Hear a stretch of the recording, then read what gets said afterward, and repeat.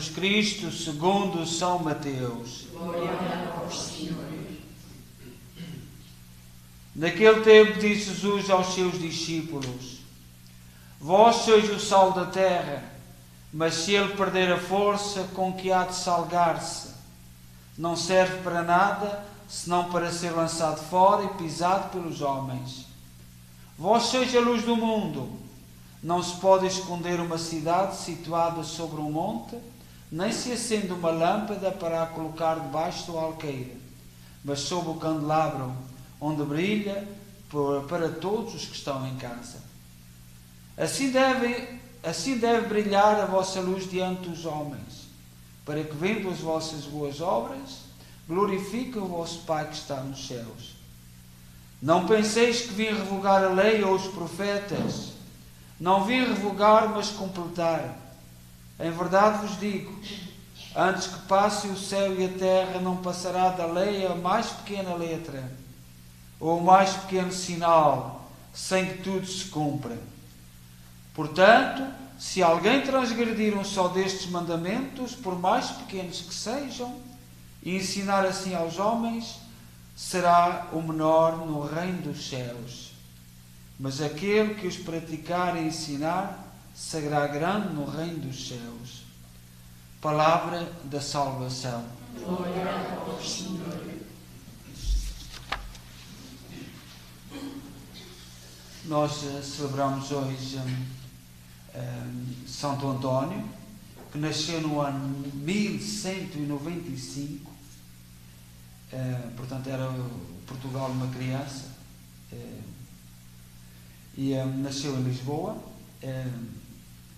junto da Sé de Lisboa, e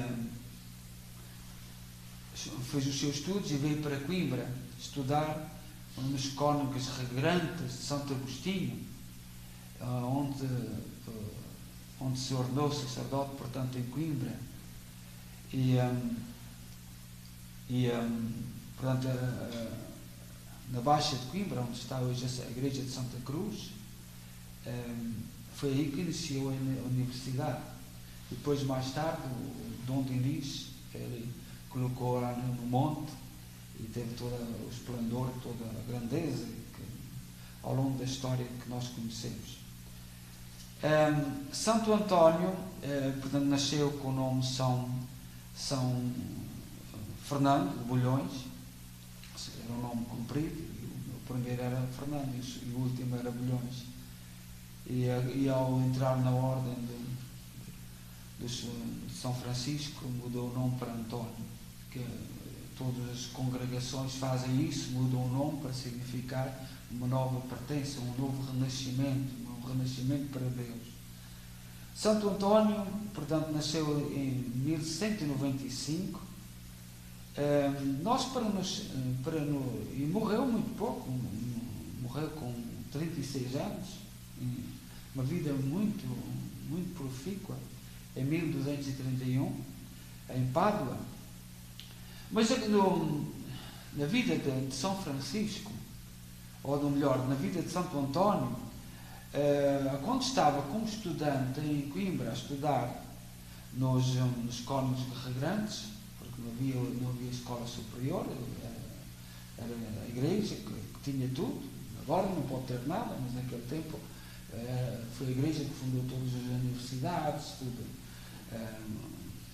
como nós sabemos. Mas a ordem de São Francisco estava a iniciar-se. São Francisco de Assis nunca se ordenou sacerdote. Tinha tido uma educação para cavaleiro, era um nobre, mas nunca quis ser ordenado sacerdote. Achava que não tinha dignidade para ser sacerdote. E da ordem de São Francisco passaram por Coimbra uns frades que iam para o norte de África, anunciar o Evangelho aos muçulmanos. Esses frades eram o frade Beraldo, Oto, Pedro, Adjuto, Acúrcio e Vidal. E, portanto, que São Francisco tinha nascido em 1195 e isto foi em 1219 que eles decidiram vir de Itália, passar a receber o apoio de Espanha e de Portugal. A Espanha, que ainda não estava com a parte sul conquistada, Sevilha, Málaga, era tudo ainda muçulmano, ainda não tinha sido, porque só no século XV é que a Espanha se libertou do jugo muçulmano.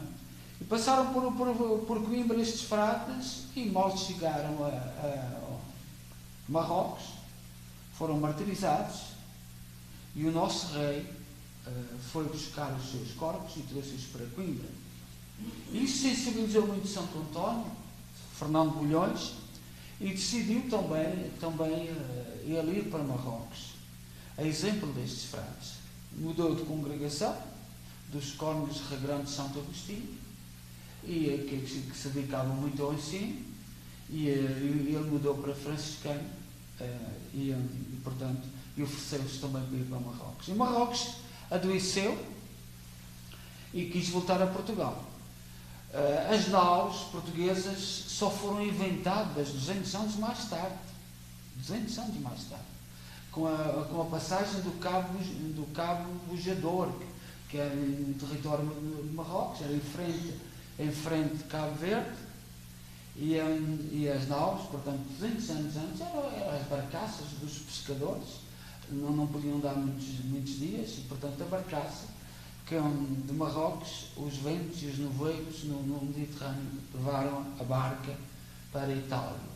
E é por isso que Santo António, bem formado na Universidade de Coimbra, a gênese da Universidade de Coimbra, São Francisco sentia que não tinha preparação, porque era um nobre que tinha sido formado para ser militar, e confiou a formação dos franciscanos, dos padres franciscanos, a Santo António. E Santo António tornou-se foi um dom de Deus. O rumo da barca ir para a Itália. Nós, para nos situarmos, temos que saber que a ilha da Madeira foi descoberta em 1419, 200 anos depois. A ilha de Santa Maria dos Açores foi descoberta em 1427. Portanto, isto tudo se passou. E nós devemos muito à história da Igreja. Por exemplo, o que os portugueses fizeram, os pescadores portugueses, porque foram até o Cabo Bujador, tudo isto se passou nas barcaças. E depois, então, é que se criou, que foi uma grande invenção, a nau portuguesa. E com as naus, então, é que percorremos o mundo todo. Imaginemos as pessoas que morreram, ou o sacrifício que foi passado. Portanto, a barcaça, que era uma barcaça dos pescadores, para vir de Santo António, Marrocos, para Portugal, para Lisboa, era uma barcaça simples, e foi empurrada pelos ventos. E, portanto, nós, para compreendermos muitas coisas, como o Espírito Santo serve de certos acontecimentos que parecem não bons, mas que são acontecimentos guiados pelo Espírito Santo. Santo António é um grande pregador, um grande anunciador. Ele escreveu e disse um sermão, e diz assim: a linguagem é viva quando falam as obras. Nós podemos ter muita conversa, mas se as nossas obras não provarem aquilo que nós estamos a dizer, portanto, a linguagem não é nada, não interessa nada. Santo António disse esta frase: a linguagem é viva quando falam as obras. Não é a linguagem, é as obras é que falam. Quem está cheio do Espírito Santo fala várias línguas. As várias línguas são os vários testemunhos sobre Cristo, como a humildade, a pobreza, a paciência, a obediência. Falamos-las quando mostramos aos outros estas virtudes da nossa vida. A linguagem é viva quando falam as obras. Cessem, portanto, as palavras e falem as obras. De palavras estão cheios, mas de obras vazios. Por este motivo nos amaldiçoou o Senhor, como amaldiçoou a figueira, em que não encontrou fruto, mas somente folhas. Já dizia São Gregório, portanto, dos padres da Igreja, 400 ou 500 anos mais antigo que Santo António, há uma norma para o pregador, que faça aquilo que prega. Em vão pregará os ensinamentos da lei, se destrói a doutrina com as obras. Nós hoje vivemos num tempo em que isto se aplica, estas palavras de Santo António. E era bom. Nós vimos ontem os casamentos, mais uma vez, os casamentos de Santo António, em Lisboa. Vemos muito espetáculo. Eu já não vejo, fui visitar um doente e em casa estava a decorrer os casamentos de Lisboa, mas já há muitos anos não consigo ver aqui, porque é isto que Santo António diz. Muito espetáculo, muita coisa, mas qual é o significado das coisas? Qual é o sentido? Portanto, nós hoje vivemos, as palavras não significam aquilo que dizem, significam precisamente o contrário. E continua Santo António. Mas os apóstolos falavam conforme a linguagem que o Espírito Santo lhes concedia. Feliz de quem fala-se conforme o Espírito Santo lhe inspira, e não conforme o que lhe parece. Há alguns que falam movidos pelo próprio Espírito e usando as palavras dos outros, apresentam-nas como próprias, atribuindo-as a si mesmos. Desses e de outros como eles, fala o Senhor pelo profeta Jeremias. Eis-me contra os profetas que roubam uns aos outros as minhas palavras. Eis-me contra os profetas, oráculo do Senhor, que forjam a sua linguagem para proferir oráculos. Eis-me contra os profetas que profetizam sonhos mentirosos, oráculo do Senhor, e contando-os, seduzem o povo com mentiras e jactância, não os tendo eu enviado, nem dado ordem alguma a esses que não são de nenhuma utilidade para este povo, oráculo do Senhor. Houve aí um país, um jovem, porque hoje a internet é por isso que também estão a atacar muito a internet, e nós estamos com um problema na internet, não percebem o que querem fazer. Mas houve um jovem que foi para a rua e há dois presidentes a dizer esta frase, foi dita por A ou B, e todos atribuíam ao outro, e era do primeiro. Mas como estão todos feitos com a cabeça para apoiar o primeiro, dizem que é o do segundo. E portanto o jovem vai provar que aquilo é tudo frases que foram ditas, mas as pessoas não ouvem, as pessoas não querem ver. Está-se formatado na nossa cabeça e não entra absolutamente nada.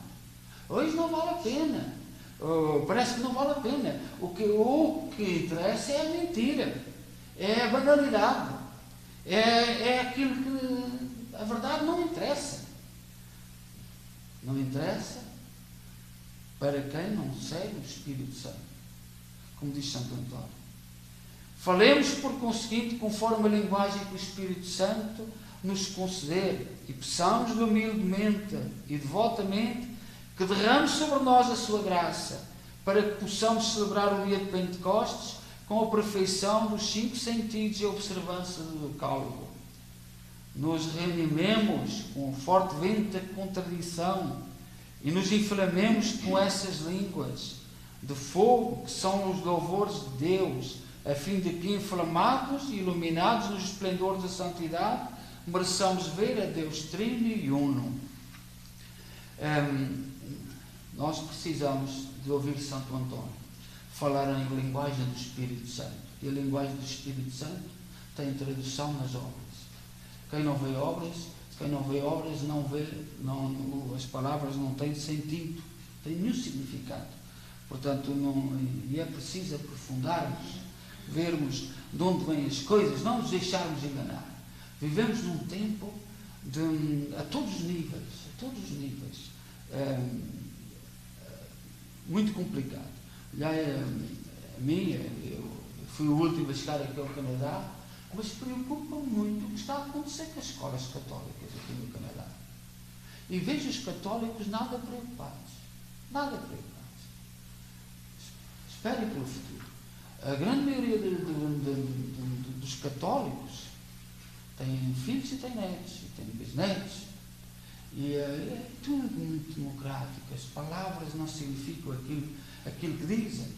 E nós precisamos de ouvir e de receber o testemunho daqueles que não se importaram em que as palavras fossem traduzidas em obras.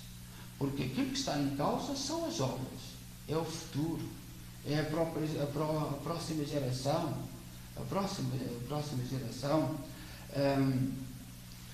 poderíamos estar aqui a dar muitos exemplos, mas que isto que Santo António nos diz, que palavras só têm sentido se traduzidas em obras. E os dons do Espírito Santo vivem-se. Nós podemos falar as várias línguas do Espírito Santo através, como diz Santo António, através da humildade, através da pobreza, através da paciência, através da obediência. São dons do Espírito Santo que ninguém quer, ninguém precisa disto hoje no mundo. Há outro sentido, outra arrogância. E nós recebemos os exemplos de cima, e que a Igreja não se deixa temorizar. Eu vejo com preocupação, nós em Portugal há 40 anos que vivemos com medo. A Igreja, não se pode dizer isto, mas é verdade. A Igreja vive com medo há 40 anos, ou há mais, já desde a República. E outros países que eram muito democráticos estão a caminhar o mesmo caminho. E os católicos continuam a fazer de conta. E é preciso ouvir Santo António. Seja louvado nosso Senhor Jesus Cristo.